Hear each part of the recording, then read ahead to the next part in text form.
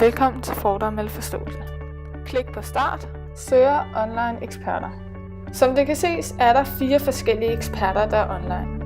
Eksperternes billeder dukker op på skærmen, og man vælger en, som man vil chatte med. Brugeren valgte Majbrit, der studerer religion. Majbrit introducerer sig, hvorefter brugeren spørger om et spørgsmål.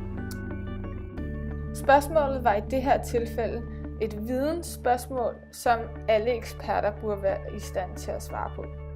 Brugeren stiller endnu et spørgsmål. Den grå boks indikerer, at eksperten er i gang med at svare. Det efterfølgende svar er mere komplekst end det forrige, fordi det ikke er et vidensspørgsmål. Det er en personlig vurdering, som eksperten giver, som brugeren kan tænke videre over. Brugeren har ikke flere spørgsmål, men kan altid vende tilbage på chatten. Herefter kan brugeren give en vurdering af hjælpen.